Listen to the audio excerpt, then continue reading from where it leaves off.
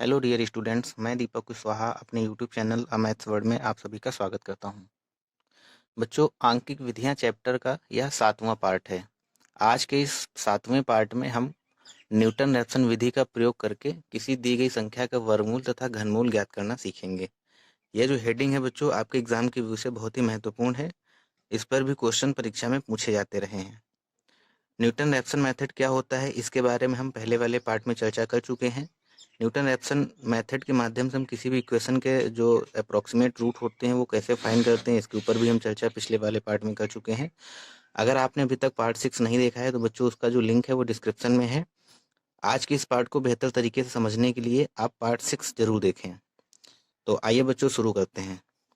एक पेन और एक कॉपी जो है आप ले लीजिएगा और हमारे साथ साथ ही लिखते रहिएगा।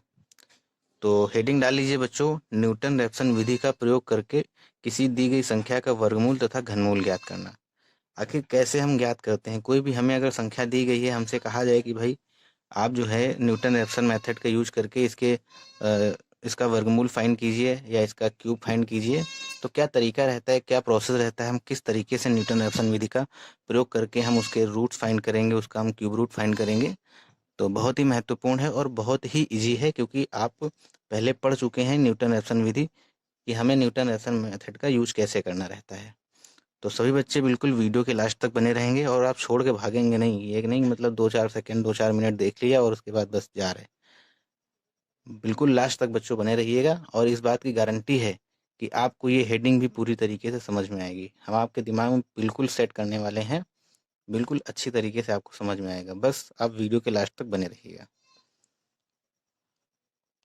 तो बच्चों, जैसा कि हमें प्रश्न दिया गया है, न्यूटन रैप्सन विधि का प्रयोग करके √12 का जो मान है वो दशमलव के 3 स्थानों तक ज्ञात कीजिए। या यहाँ पर ऐसे भी आपको दिया जा सकता था, न्यूटन रैप्सन विधि का प्रयोग करके 12 का वर्गमूल दशमलव के 3 स्थानों तक ज्ञात कीजिए। तो क्या तरीका रहेगा, सभी बच्चे बिल्कुल ध्यान से समझेंगे। सबसे पहला काम हमारा क्या रहता है, हमें जिसका रूट फाइंड करना है या जिसका हमें क्यूब रूट फाइंड करना है उसको हम x के बराबर कंसीडर करके लिख लेंगे। क्या करेंगे, माना x बराबर √12। यहाँ से बच्चों अगर हम इन दोनों तरफ दोनों पक्षों का स्क्वायर कर दें तो हमें क्या मिल जाएगा, x² बराबर में 12। 12 को अगर हम बराबर के उस साइड से x² के पास लेके आएंगे इस साइड, तो साइन है वो चेंज हो जाएगा। ये हो जाएगा x² - 12 बराबर में 0। ये इक्वेशन हमें मिल गई, ये इक्वेशन हमारी बन गई। अब इस इक्वेशन को बच्चों हम न्यूटन रैप्सन मेथड की हेल्प से सॉल्व करके x का जो मान है, x के जो रूट हैं, उनको दशमलव के 3 स्थानों तक निकालेंगे। अब यहाँ से जो प्रश्न का नेचर है बिल्कुल पुराने पैटर्न पर आ गया है। जो हमने आपको पहले क्वेश्चंस कराए हुए थे बिल्कुल सेम उसी तरीके से ये जो इक्वेशन है आपकी बन गई है। ये क्वेश्चन आपका पुराने पैटर्न पे आ चुका है। अब हमारा आगे का स्टेप क्या रहता है, जो इक्वेशन बनी है इसको आप f(x) के बराबर मान के रखिए। उसके बाद में बच्चों इसमें आप अपनी तरफ से दो संख्याएं ऐसी रखिए कि इसमें पहली संख्या जो रखें उससे हमें पूरे फंक्शन की वैल्यू जो है वो निगेटिव मिले। फिर उसी के नज़दीक हमें एक ऐसी वैल्यू रखनी है जिसको रखने पर इस फंक्शन की वैल्यू हमें पॉजिटिव मिले। इस बारे में हम आपको पहले बता चुके हैं। तो बच्चों वीडियो रोक के सबसे पहले आप अपने आप कोशिश कीजिए इसके आगे सॉल्व करने की। फिर उसके बाद में आप अपना आंसर जो है हमारे इस आंसर से मैच कीजिएगा। क्या आंसर आपका मैच कर रहा है, क्या आपका तरीका मैच कर रहा है, क्या आपके स्टेप मैच कर रहे हैं? तो बिल्कुल बच्चों, आशा करते हैं कि आपने स्वयं से किया होगा। और अब हम शुरुआत कर रहे हैं इस प्रश्न को सॉल्व करने की। तो सबसे पहला काम क्या रहेगा, माना f(x) बराबर क्या मानेंगे बच्चों, x² - का 12। f(x) बराबर x² - 12। अगर यहाँ से इसका हम डिफरेंशिएशन करें तो बच्चों f(x) क्या हमें मिल जाएगा, क्योंकि हमें ज़रूरत रहती है f(x) की भी, तो ये मिल जाएगा 2x। ठीक है। अब अपनी तरफ से बच्चों इसमें हम वैल्यू रखेंगे, x बराबर एक बार 1 रखेंगे, 2 रखेंगे, 3 रखेंगे, देखते हैं क्या मिलता है। 1 से शुरुआत कर लेते हैं। 1 रखेंगे तो बच्चे हो जाएगा 1 - 12, यानी कि क्या आएगा -11, जो कि कैसा मिला हमें, निगेटिव। अब इसी से नज़दीक हम एक संख्या रख के देखते हैं क्या हमें पॉजिटिव मिल रहा है। अगर पॉजिटिव नहीं मिल रहा है तो फिर हम आगे संख्याएं जो हैं रखते चले जाएंगे। 2 रखेंगे तो बच्चों यहाँ हो जाएगा 4, -12। तो अभी भी हमें जो फंक्शन की वैल्यू मिली है वो निगेटिव मिली है। इस बार हम 3 रख के देख ही ले रहे हैं। 3 रखेंगे तो बच्चों 9 आएगा और माइनस का 12, यानी कि क्या मिला हमें -3, जो कि बच्चों फिर से हमें निगेटिव फंक्शन की वैल्यू मिली है।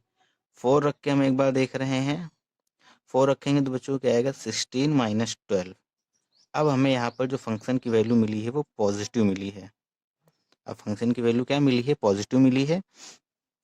तो अब हमें ए और बी की वैल्यू क्या माननी चाहिए बच्चों, ए की वैल्यू हमें 3 माननी चाहिए और बी की वैल्यू 4 माननी चाहिए। इसके बारे में हम आपको पहले वाले पार्ट में बता चुके हैं। तो आप इसके आगे बच्चों लिखिए, इसलिए जो समीकरण है उसका जो मूल है किसमें स्थित है, इसलिए समीकरण का मूल, समीकरण x² - 12 बराबर 0 का जो मूल है किस अंतराल में है, 3, 4 में स्थित है।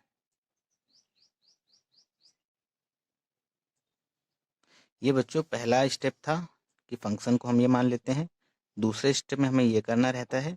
तीसरे स्टेप में हमने आपको क्या बताया था, तीसरे स्टेप में बच्चों बताया था कि हमें x0 की वैल्यू निकालनी है।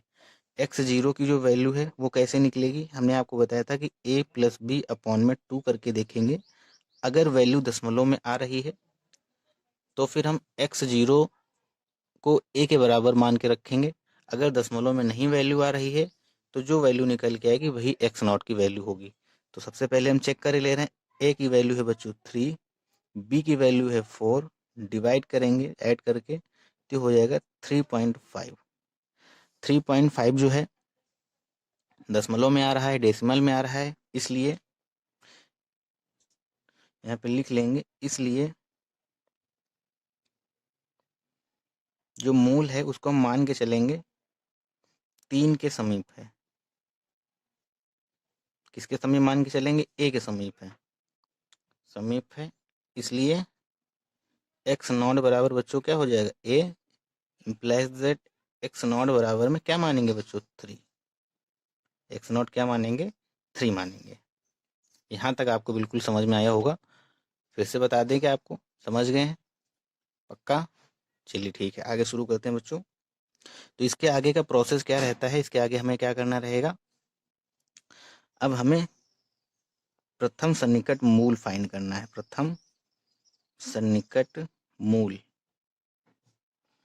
यानी कि फर्स्ट अप्रोक्सीमेट रूट फाइंड करेंगे। सबसे पहले फार्मूला हमने आपको बच्चों क्या बताया हुआ था, फार्मूला बताया था xn+1 बराबर xn माइनस fxn अपॉन में f-xn। यही तो फार्मूला हमने आपको बताया था। तो जो प्रथम सन्निकट मूल यानी कि x1 फाइंड करेंगे, तो x1 फाइंड करने के लिए बच्चों हमें क्या करना पड़ेगा, n बराबर 0 रखना पड़ेगा। तो पुट n बराबर 0, n बराबर 0 जब बच्चों यहाँ पे हम रखेंगे तो क्या हो जाएगा, x1 बराबर में x0 माइनस x0 अपॉन में f-x0। ठीक है बच्चों, अब यहाँ पे हमें वैल्यू पुट करनी है। कैसे वैल्यू पुट करेंगे समझ लीजिए। हमें f(x0) निकालना है बच्चों। f(x) का मान क्या है, x² माइनस 12 f(x) का मान है। तो f(x0) यानी कि f(x0) का मतलब क्या है 3, यानी कि f3 का मान क्या हो जाएगा, यहाँ हो जाएगा 9 - 12। तो बच्चों ये आएगा -3, यानी कि f(x0) की वैल्यू क्या आ गई -3। इसी तरीके से हमें वैल्यू निकालनी है f'(x0) की। तो f'(x) का मान, जो f'(x) का मान है बच्चों वो क्या है 2x है। इसलिए f'(x0) बराबर f' और x0 का मतलब क्या है 3, यानी कि f'3 की वैल्यू निकालेंगे तो यहाँ x के प्लेस पे क्या रखेंगे 3, यानी कि 2 × 3 बराबर में 6, यानी कि f'(x0) की जो वैल्यू आई है वो 6 आई है और f(x0) की जो वैल्यू है वो 3 आई है। तो सारी वैल्यूज़ को हम यहाँ पे पुट करेंगे। क्या आएगा बच्चों, यहाँ पर जो वैल्यू हम रखेंगे x1 इक्वल में x0 के प्लेस पे 3 है, 3 माइनस एफ एक्स जीरो के प्लेस पे -3 है और एफ डैश एक्स जीरो के प्लेस पे 6 है। तो बच्चों ये हमें क्या मिल जाएगा, 3 प्लस में 1/2। तो इसे जब बच्चों हम सॉल्व करेंगे, x1 बराबर 3 2 जा 6 प्लस 1 7/2। 7/2 का मतलब क्या हुआ बच्चों, 3.5। यानी कि जो x1 की वैल्यू है वो क्या हमें मिली, 3.5। यानी कि जो फर्स्ट रूट हमें मिला, फर्स्ट अप्रोक्सीमेट रूट जो मिला वो हमें 3.5 मिला हुआ है। क्वेश्चन के अकॉर्डिंग हमें क्या फाइंड करना है, इसका हमें जो रूट है, इसका जो हमें मान है वो दशमलव के 3 स्थानों तक ज्ञात करना है, 3 स्थानों तक प्राप्त करना है। तो बच्चों अब हम क्या करेंगे, अब हम द्वितीय सन्निकट मूल इसी तरीके से निकालेंगे। यहाँ तक आप पहले नोट कीजिए वीडियो रोक के। तो बच्चों आशा करते हैं कि आपने नोट कर लिया होगा। x1 की वैल्यू हमने क्या निकाली है, x1 की वैल्यू आई 3.5। अब हमें फार्मूला यहाँ पे चेंज करना रहेगा, यहाँ लिखना रहेगा द्वितीय सन्निकट मूल।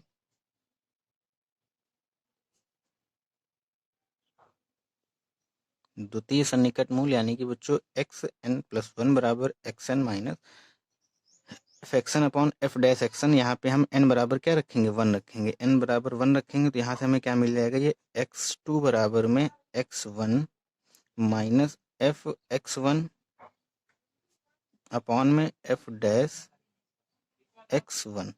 ठीक है बच्चों, अब हमें क्या चाहिए रहेगा, x1 की वैल्यू चाहिए रहेगी। x1 की वैल्यू कैसे निकालेंगे, fx हमें दिया गया है, x1 निकालना है।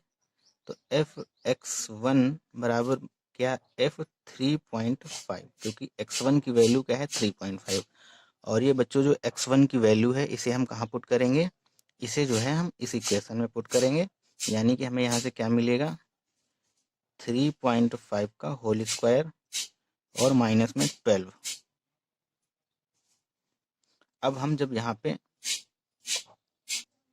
जब कैलकुलेटर का यूज करके इसकी वैल्यू फाइंड करेंगे तो बच्चों ये जो है 0.25 निकल के आएगा। इसी तरीके से हमें वैल्यू निकालनी है एफ डैश x0 x1 की। तो एफ डैश x का मान है 2x, तो इसकी वैल्यू हो जाएगी एफ डैश 3.5। यानी कि x के प्लेस में हमें क्या रखना रहेगा, 3.5।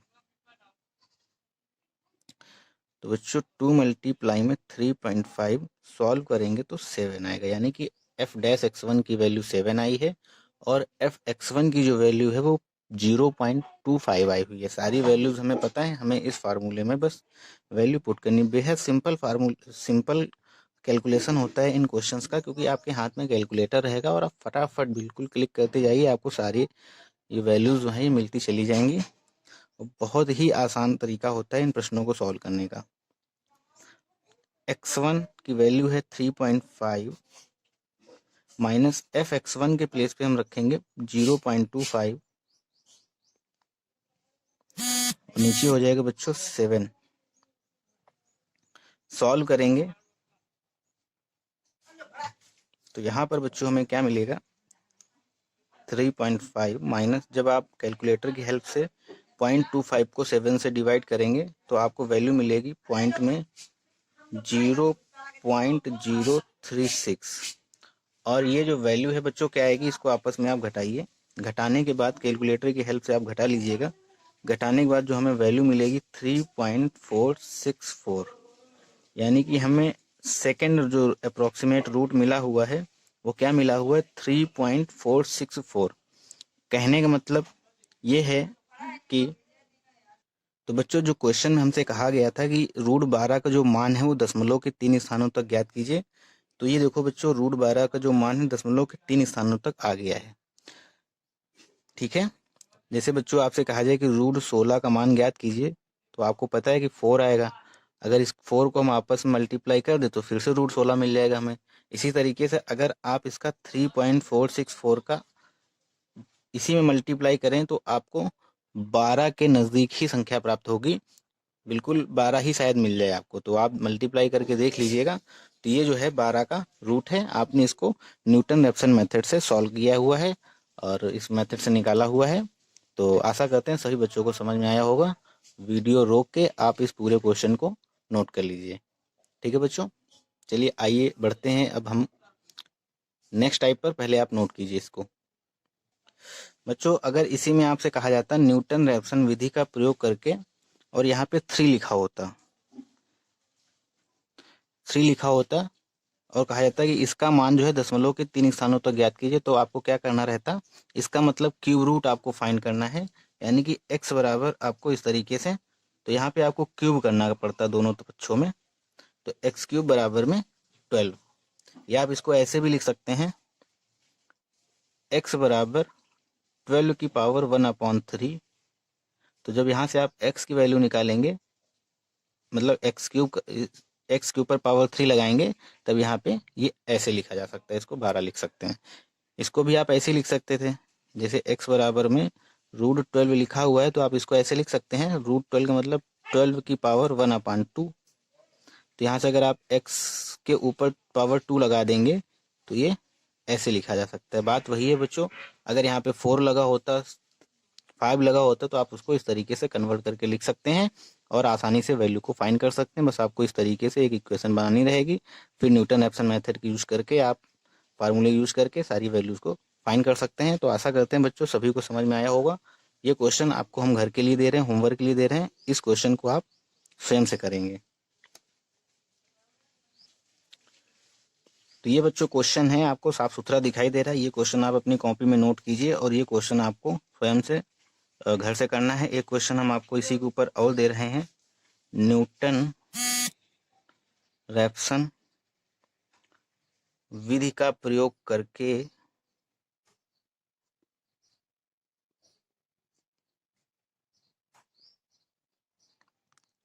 √5 का मान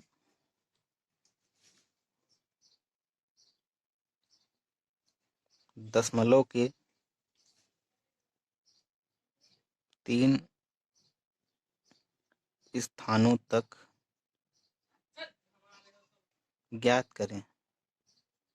ये बच्चों क्वेश्चंस हैं जो कि आपको स्वयं से करने हैं, और इनका जो आंसर है हमें आप जल्द से जल्द भेजिएगा। देखते हैं कि कितने बच्चे ऐसे हैं जो सबसे पहले हमें आंसर देते हैं, और कितने बच्चे ऐसे हैं जो बिल्कुल सही आंसर देते हैं। तो आप बिल्कुल हमें आंसर भेजिएगा, गलत होगा फिर भी हम आपको उसका सही आंसर बताएंगे, और आप बिल्कुल निसंकोच भेजिए, हम आपसे कुछ नहीं कहेंगे अगर आपका गलत होता है तो। इसको आपको स्वयं से करना है। जो हमारे कॉलेज के स्टूडेंट हैं वो हमें व्हाट्सएप पे मैसेज करेंगे, और अगर किसी दूसरे कॉलेज का स्टूडेंट ये वीडियो देख रहा है तो वो जो है हमें इस मेल आईडी पर भी अपने सॉल्यूशन को, अपने आंसर को भेज सकता है। बच्चों आप लोग वीडियो को ज़्यादा से ज़्यादा शेयर किया करें, ताकि ये जो वीडियो है यूपी में जितने भी स्टूडेंट पॉलिटेक्निक कर रहे हैं सभी के पास पहुँचे। अपने सभी दोस्तों में बच्चों शेयर किया कीजिए। तो एक क्वेश्चन बच्चों हम आपको और दे रहे हैं, न्यूटन रैप्सन मेथड का प्रयोग करके √8 का जो मान है वो दशमलव के 3 स्थानों तक ज्ञात कीजिए। 3 बहुत ही छोटे छोटे क्वेश्चन हम आपको दे रहे हैं जो कि आपको स्वयं से करने हैं।